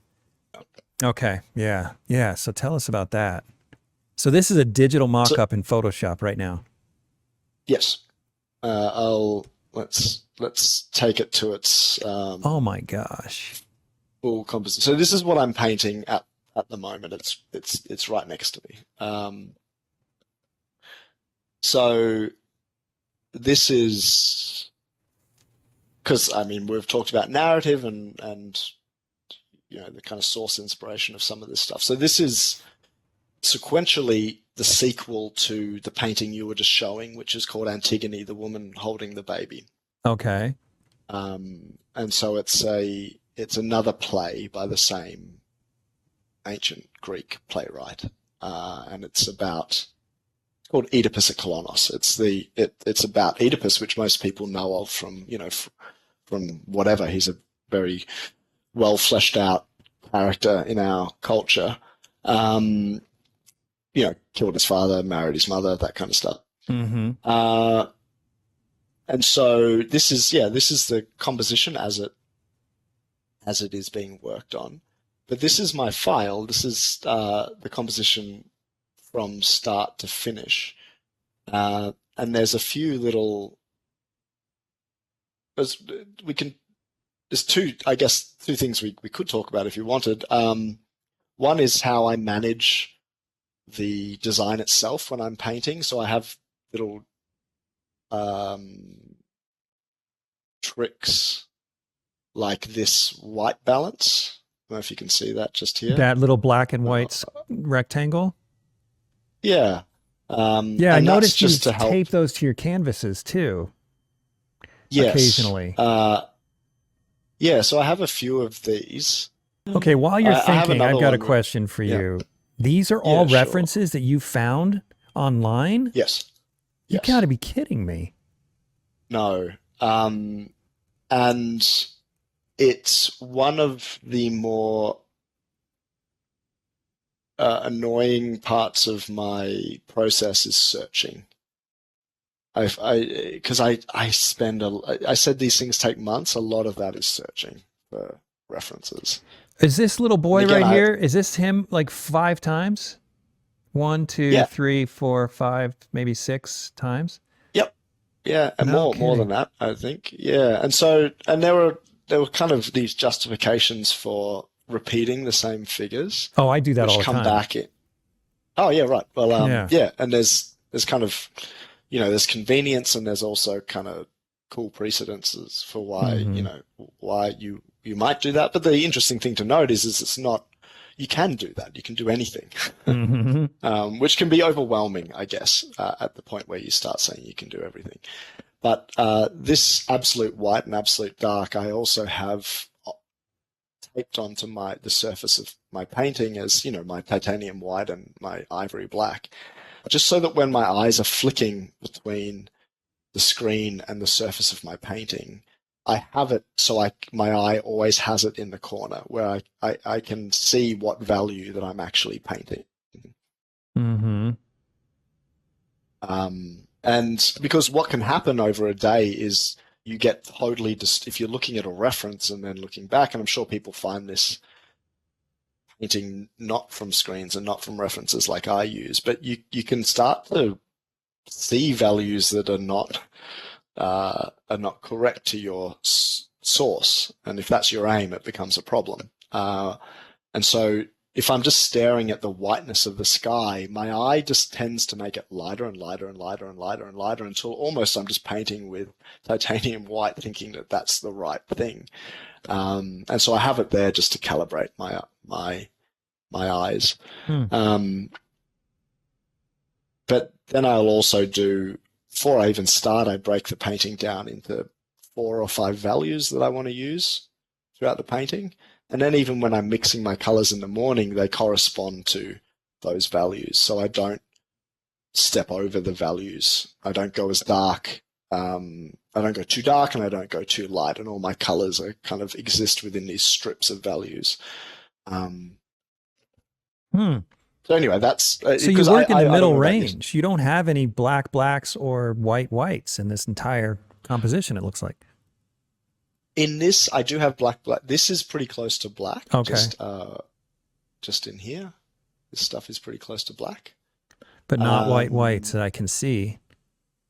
no, but let's say that other one we were looking at of the man on the beach, Yeah. that had white whites and black blacks. So Okay. I do have in paintings that have the full tonal range. But I find creating atmosphere normally for me requires a choosing a band within the value range and sticking with that band. Hmm. And if you even just a quick cursory glance at my Instagram will tell you that I'm always, kind of the four darks and maybe the mid tone is where most of my stuff sits. But there's something delicious in that. Colors in those value ranges for me have a real um, that makes me very satisfied when I'm working with them. Um, so yeah, that's the upper end of the design, but I'll knock out that, and maybe we can look at. So maybe pull So some can you see figures out. this? I'm kind of interested in what, I mean, you didn't, Yeah. those are all separate people, I'm assuming. Yes. But So let me. somehow they all fit together like a perfect puzzle. Well, yeah, and this is so. There we are. Let me just start to just randomly knock out some My gosh. This is so foreign to me. figures. Uh, get some big ones. Where's some big ones? It's going through I've got to remember not to save this. Yeah, Oh, there please goes don't. Idris. Yeah. But aren't So you you just can see the you're just the turning off figures are what you can dropping. see though, right? You're Yes. not deleting anything. Yeah. No, I'm just turning My off the. gosh. So and so it goes, and I spend a lot of time pushing and pulling these elements and arranging and squishing and create some kind like this composition in my mind has this wave-like motion. So these figures are they're kind of breaking over the rocks and over this central figure in a kind of continuous form. And so to do that, I had to cram a lot of figures into one space, and to make them all work with one another. It was very much having to adjust their colors and contrasts and Scale. there's some rocks. Scale, yeah, scale 100%. And so now we're getting pretty close, even though there's a lot of figures that I haven't knocked out. It Yeah. can be hundred. I can have in excess of 100 different layers in in a in one of these compositions easily. And now we're getting pretty close into the background, which all these figures I was able to find from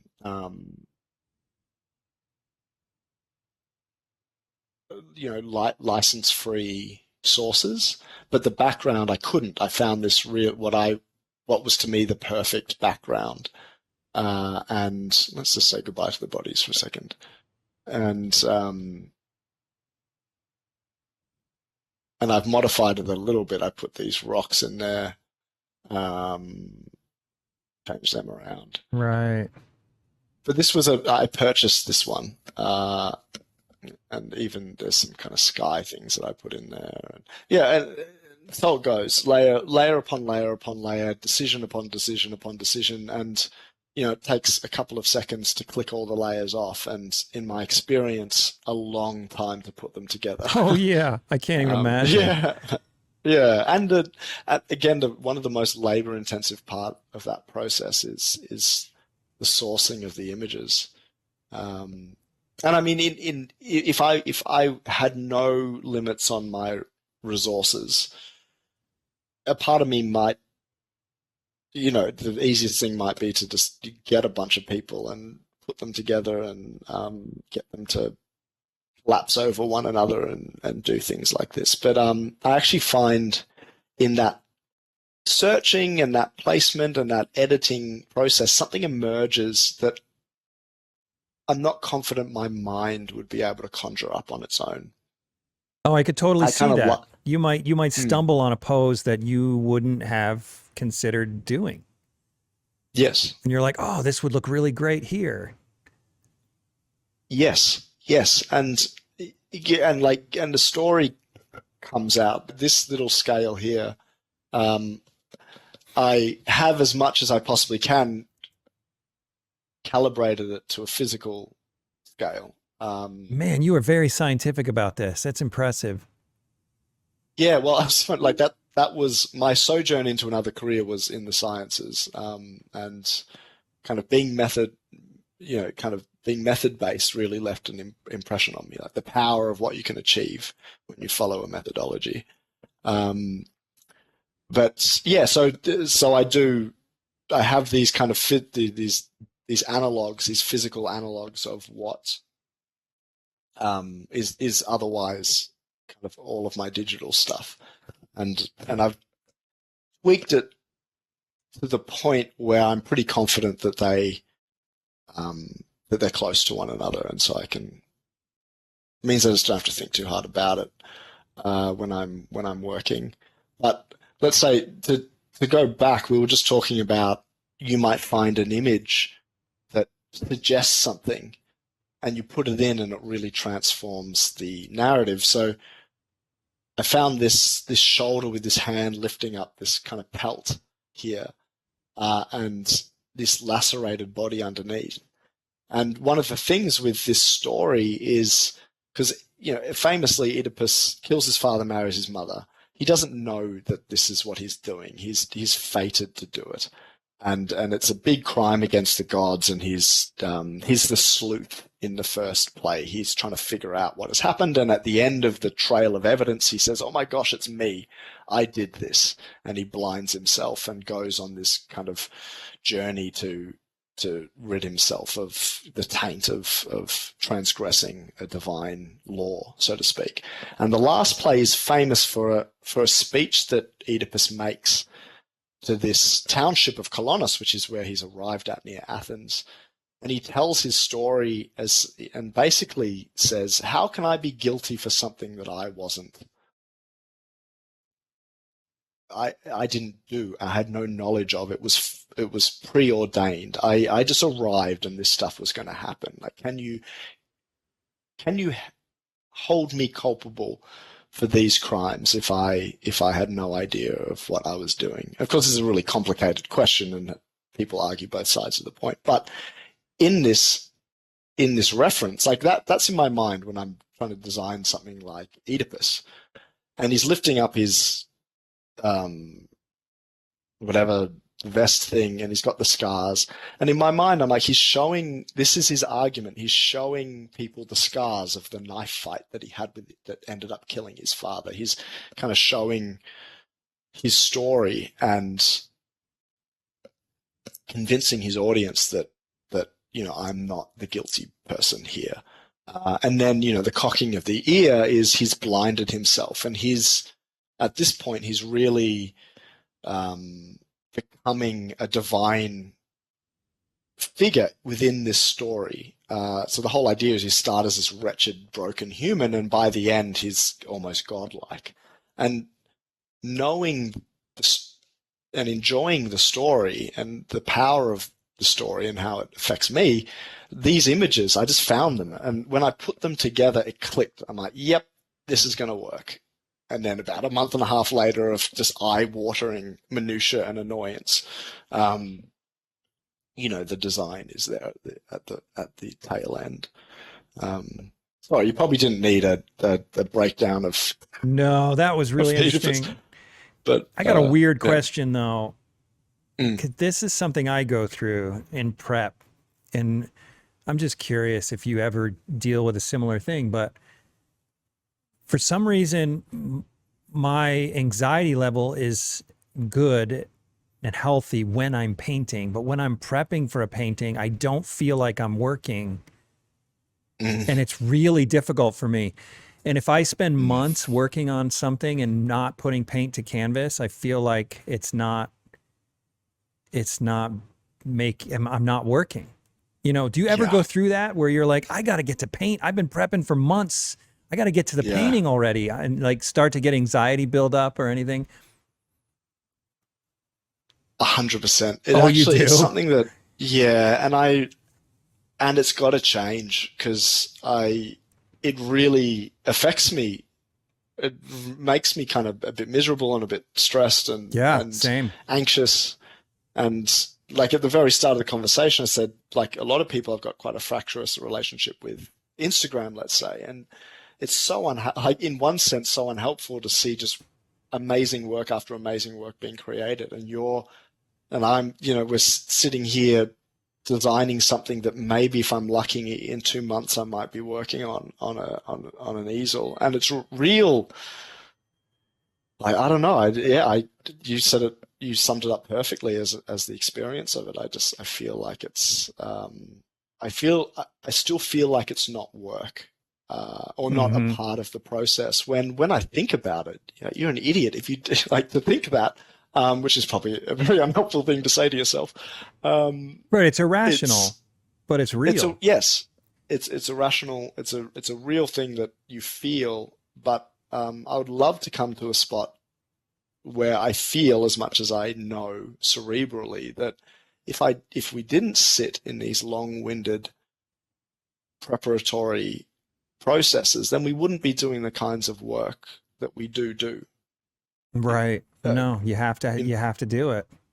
you have to do it. And for some reason, I don't know, maybe you probably have a greater insight into this. You've been doing it for much longer than me, but I don't know why one is discounted so heavily.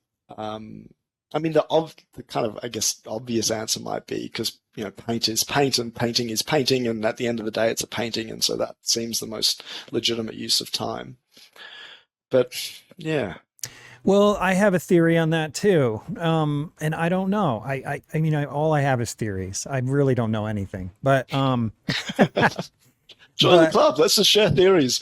well, I think we live in a world where everything moves so fast. And with social media, like you pretty much hit the nail on the head, at least based on my theory, in that it seems like the rest of the world is producing, and it's really anxiety inducing if you are not cranking out product, regardless of if you're doing what you need to do to eventually get it done. It's like the world is moving so fast around us in this day and age. It doesn't, if it doesn't feel like you're working, it's really anxiety inducing.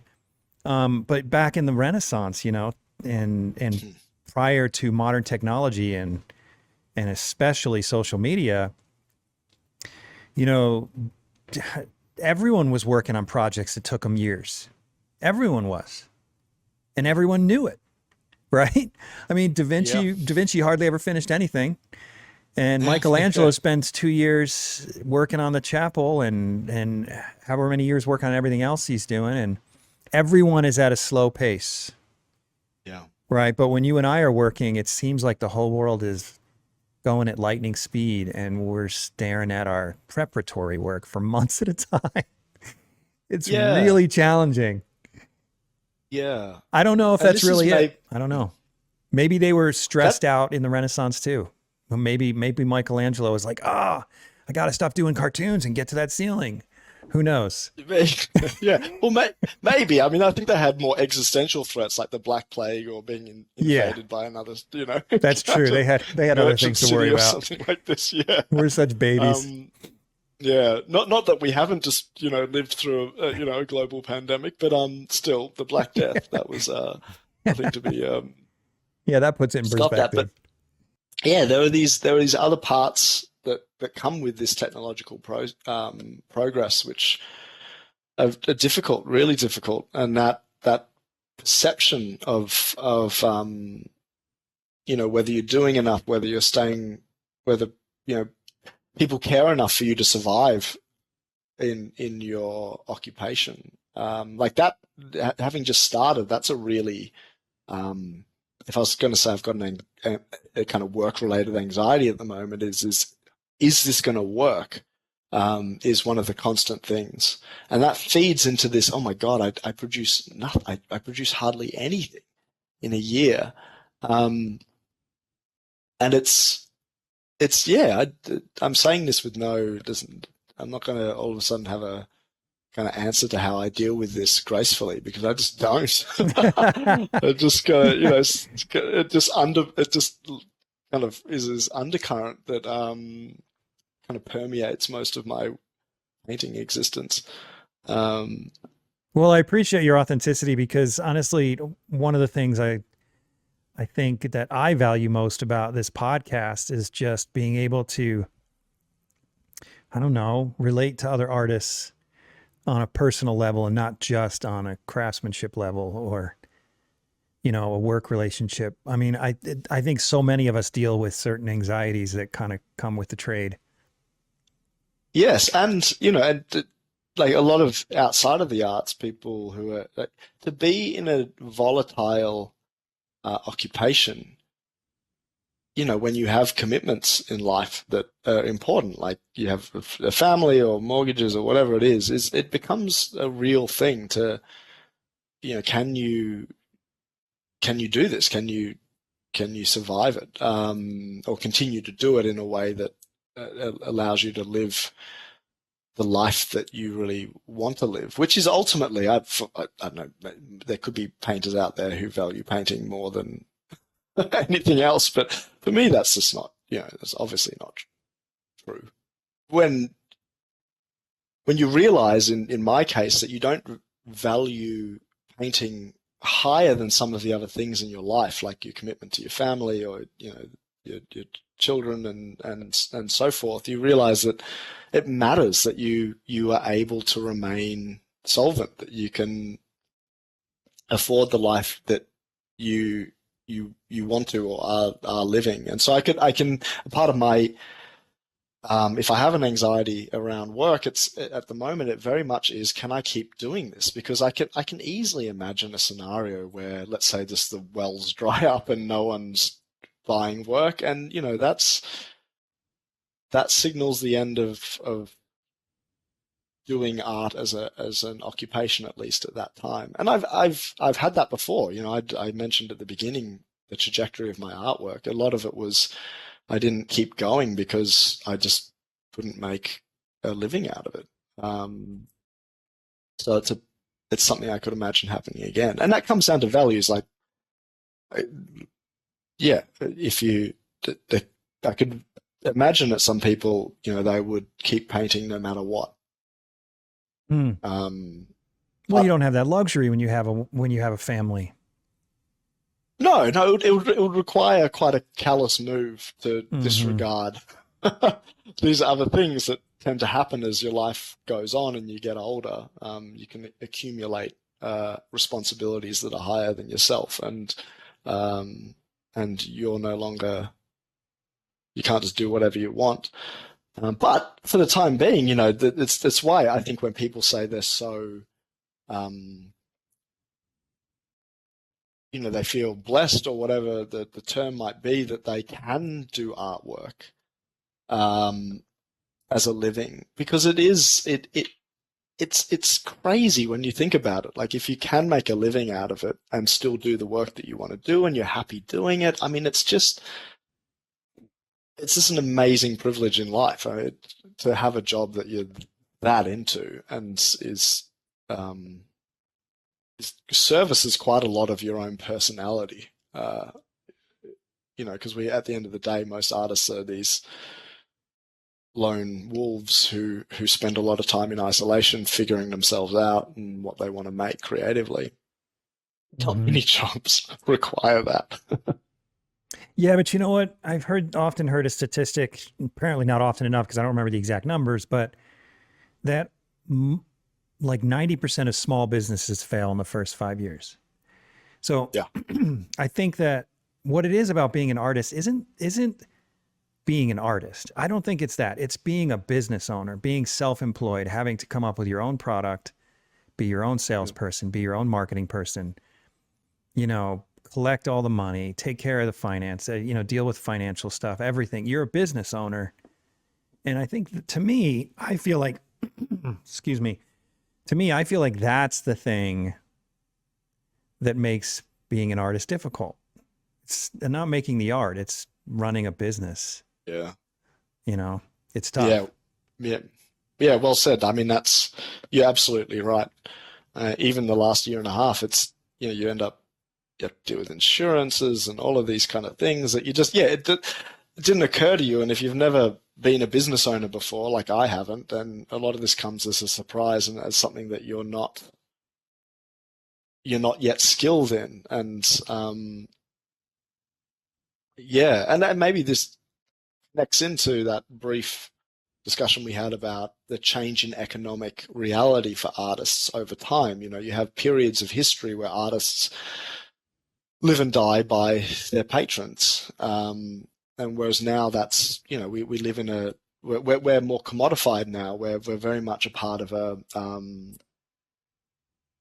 sales-based like capital-driven economic model where we've got to convince people that we have a product, and that product has a market value, and that can be sold and owned, and all of these things, which um, yeah, we can just go back into history for examples where that is just not the case.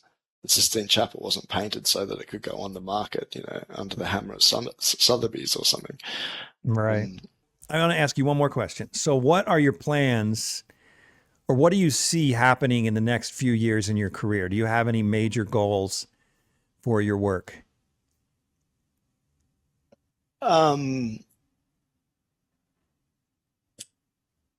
well, one of the things I'm going to try doing is entering into some of the competitions. Um, I am really aware that I'm too reliant at this stage on, Instagram and kind of digital forums to have me be connected. And so I'm just going to try my hand at some competitions and to see how the artworks do in that space. But really, my main aim is just to keep. I'm enthused to do these big works, these big compositions, and the next few years, it really is to me about trying to, try to do them and find a pathway where I can continue to do them without, like, with what we're just talking about, like have it be financially stable enough for me to do it. And so I think the next few years are going to be, the business side of things are going to be quite important. Mm-hmm. But artistically, I've got a lot of ideas and a lot of designs in early stages, which I think are going to be really great paintings. And yeah, so it's a bit of a wet blanket response. No, that's great. But That's great. it's I mean, it's yeah, exciting to kind of be open-ended on subject matter, and I think when you've only been at this a year, I mean, it's kind of unbelievable to me that it's only been a year. I honestly thought you were going to say you're at this like 20 years. right. Well, full time for a year, but entering back into painting in 2000 well, that rec painting was 2015 to 2018. So Okay, so you've been at it 8 years, maybe. yeah, yeah, Yeah, and that's sitting alongside kind of something bigger and more full time than the art. So it's right, been right, 1 year full time. right. Yeah, Well, nonetheless, it's still impressive. I mean, I think you've accomplished a lot. You're telling me you're only doing a couple paintings a year, and that's not much, but these paintings are not just little studies, just little plein air sketches, or just little, quick still lifes or quick portraits. These are complex compositions, and it should take a long time. But I mean, yeah, yeah. I don't know. I mean, I can't predict, but I've interviewed so many successful painters on this, and I would be shocked if you didn't 10 years from now, not only are you still painting, but have an exceptional career behind you. So, and in front and ahead of you. Yeah, thanks, Jeff. That's yeah. I hope it turns out that you're right. Yeah, me too, but it will. I Yeah, can't guarantee it, but yeah, yeah, yeah, yeah, man, yeah. I'd put my That's money fine. on I it. won't hold you to it. Yeah. I'd put my money on it. Hey, well, thanks a lot for doing this podcast. It was great chatting with you. Great getting to know you. I really appreciate it. Same, Jeff. Thanks for the opportunity, and it's just been great to talk to an artist of your caliber. It's wonderful. Thanks for tuning in to the Undraped Artist Podcast. If you enjoyed it, subscribe. And if you could, leave a comment or review. That really helps the channel. Please share the show with your friends, and if you're feeling generous, consider a monthly donation at theundrapedartist.com. Thanks again for watching. We'll see you next week.